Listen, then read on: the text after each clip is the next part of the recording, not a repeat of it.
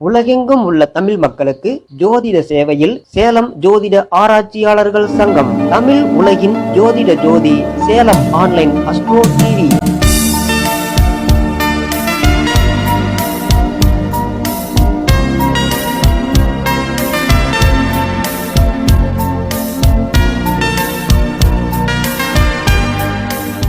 Salem online astro TV நேயர்களுக்கு வணக்கம். பழைய ஜோதிட நூல்கள்ல விதி சொல்லியிருப்பாங்க,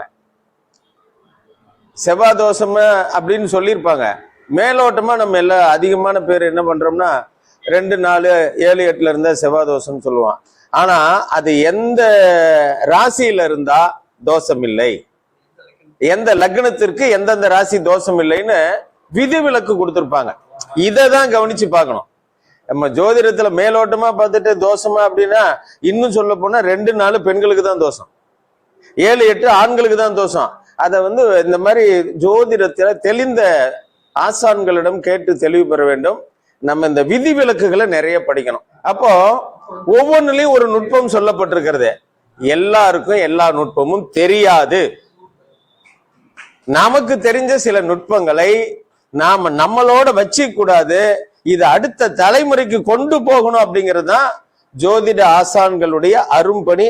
திருமூலர் பெருமான் அதுல அழகா எழுதியிருக்காரு. நன்மக்களை பெறுவது எப்படின்னு ஒரு சின்ன நூலினுடைய விலை 10 ரூபாய் தான். கிடைச்சதுன்னா எல்லா ஜோதிடர்களும் அதை வாங்கி வச்சுக்கலாம். எந்த காரணமும் காரியமும் சும்மா நடந்துறதே கிடையாது. ஆமா, காரணம் இல்லாமல் எந்த காரியமும் உலகத்தில் இல்லை. அந்த 10 ரூபாய் புஸ்தகத்துல திருப்புராயத்துறை ராமகிருஷ்ணா மடத்துல அந்த புத்தகம் வெளியிட்டு இருக்காங்க. அதுல சொல்லப்பட்டிருக்கு, உங்களுக்கு எப்படிப்பட்ட குழந்தை வேணும், ஆண் குழந்தை வேணுமா, பெண் குழந்தை வேணுமா, எந்தெந்த நட்சத்திரத்தில் பிறந்தால் எந்த குழந்தை எப்படி கரு உருவாகும், தாமச நட்சத்திரத்தில் ஒரு குழந்தை உருவானால் அந்த குழந்தையினுடைய குணாதிசயம் எப்படி இருக்கும், ராட்சச நட்சத்திரத்தில் ஒரு குழந்தை பிறந்தால் அந்த குழந்தையினுடைய குணாதிசயம் எப்படி இருக்கும், சாத்வீக நட்சத்திரத்தில் பிறந்தால் எப்படி இருக்கும், ரொம்ப தெளிவா சொல்லியிருக்காங்க. ஆண் குழந்தை வேணுமா, பெண் வீட்டுக்கு விளக்கான முதல் 4 நாட்கள் தள்ளி வைத்து விட்டு 5வது நாள், 7வது நாள், 9வது நாள், 11வது நாள், 13 ஆகாது, 17வது நாள், இந்த நாட்களுக்குள் சேர்ந்தால் பிறக்கக்கூடிய குழந்தை பெண் குழந்தையாக பிறக்கும். இதை நீங்க புத்தகத்தில் இருக்கிற விஷயத்தான் சொல்றேன், என்னுடைய ஓன் கருத்து இல்லை.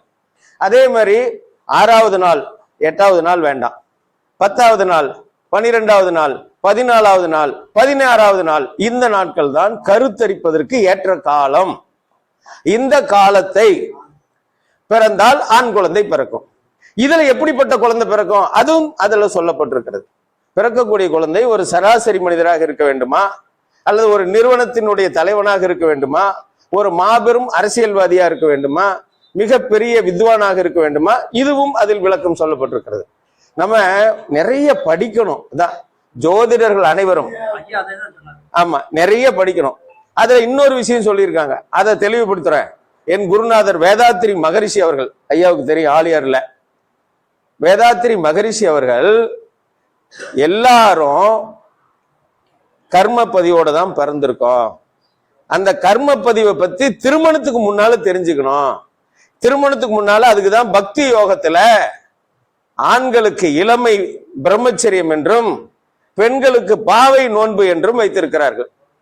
அப்போ பாவை நோன்புல அந்த விரதம் இருக்கணும், ஆண்கள் பிரம்மச்சரியம் கடைபிடிக்கணும். எப்ப? திருமணத்திற்கு முன்னாடி 14 வயசுல.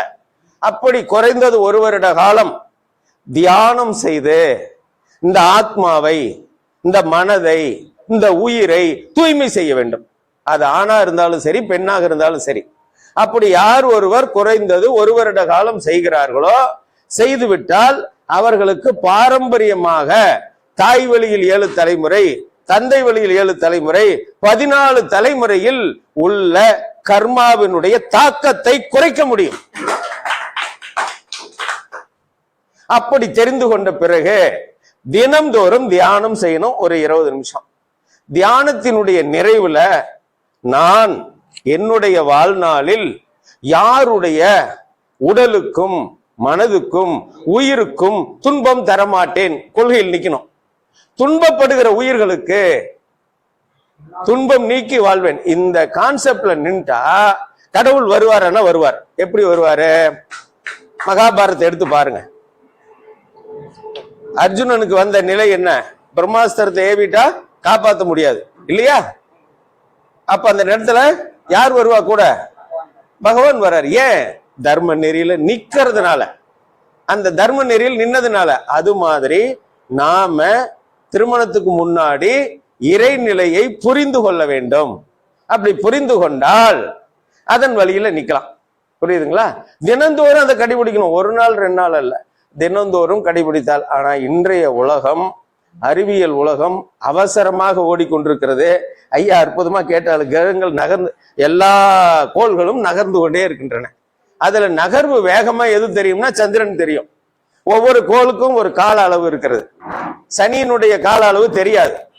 மற்ற கோள்களுடைய கால அளவு வச்சு பார்க்கும்போது தெரிந்து கொள்ளலாம். எல்லா கோள்களும் இயங்கிக் கொண்டே இருக்கின்றன. பிரபஞ்சம் இயங்கிட்டு தான் இருக்குது.